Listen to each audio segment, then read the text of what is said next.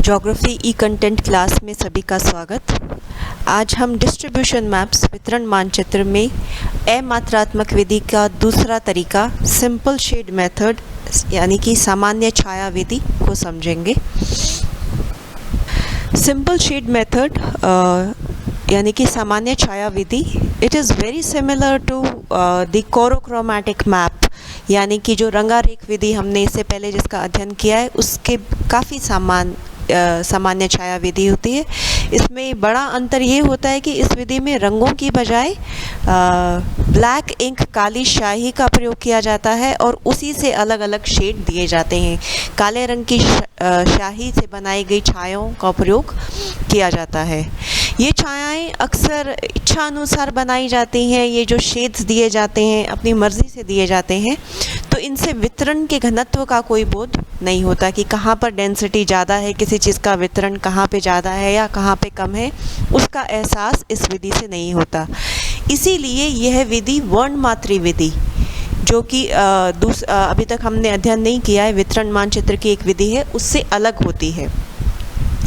इस विधि का प्रयोग सामान्यतः आपकी पाठ्य पुस्तकों में, टेक्स्ट बुक्स में, न्यूज़पेपर्स में या मैगजीन्स में किया जाता है, क्योंकि ब्लैक एंड वाइट चित्र बनाना सस्ता होता है। तो क्योंकि किताबों में बहुत अधिक मानचित्र और चित्र बनाने पड़ते हैं, कलर प्रिंट आउट निकालना, कलर चित्र बनाना वो महंगा पड़ता है। तो इसलिए इसका प्रयोग अक्सर टेक्स्ट बुक्स में सिंपल शेड मेथड का प्रयोग किया जाता है। अच्छा, इसे किस प्रकार के मानचित्रों को दिखाने में अक्सर प्रयोग में लेते हैं? तो लैंड यूज़ भूमि प्रयोग को दिखाने के लिए, सॉयल विभिन्न प्रकार की मृदाओं का वितरण दिखाने के लिए, इसी प्रकार वेजिटेशन टाइप वनस्पति के प्रकारों का वितरण दिखाने के लिए भी इस प्रकार के मानचित्रों का प्रयोग किया जाता है।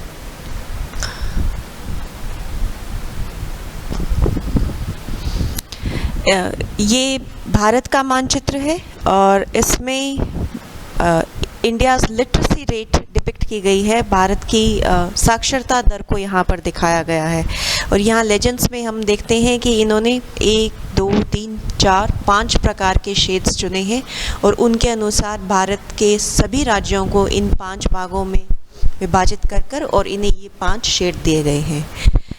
जैसा कि मैंने पहले बताया कि इसमें शेड्स अपनी इच्छा अनुसार चुने जाते हैं, लेकिन अगर हम किसी चीज़ को बढ़ते या घटते क्रम में दिखा रहे हैं, मात्रात्मक सांख्यिकी का वितरण नहीं कर रहे लेकिन फिर भी ज़्यादा या कम दिखा रहे हैं, तो अक्सर जो ज़्यादा मात्रा में चीज़ दिखाते हैं उसे गहरा शेड दिया जाता है। जैसे यहाँ पर लिटरेसी रेट यानी कि साक्षरता दर, तो जहाँ पर अबव 83 है उसको गहरे रंग से दिखाया है। उसके बाद में जैसे जैसे साक्षरता दर कम होती जा रही है, जो शेड्स हैं या छायाएं हैं उन्हें हल्के रंगों से दिखाया गया है। इसके विपरीत अगर यही भारत का मृदा वितरण का मानचित्र होता तो आप अपनी इच्छा अनुसार अलूवियल सॉइल के लिए आप गहरा रंग प्रयोग में ला रहे हैं, लाल मिट्टी के लिए आप कोई जैसे ब्लैक एंड वाइट रेखाएं खींच रहे हैं या डॉट बना रहे हैं या हल्के शेड का प्रयोग कर रहे हैं, तो अपनी इच्छा अनुसार आप अलग अलग ब्लैक कलर के ही अलग अलग शेड इसमें चूज़ करते हैं। एक और उदाहरण देखते हैं। This is again simple shade method. Rajasthan जलवायु प्रदेश, क्लाइमेटिक रीजन्स भारत राजस्थान के दिखाए हुए हैं और सामान्य छाया विधि का प्रयोग किया गया है। तो ये यहाँ पर संकेतों में ये 5 प्रकार के जलवायु प्रदेश यहाँ पर दिखाए हैं और पांचों के लिए ब्लैक कलर से अलग अलग शेड्स का प्रयोग किया गया है।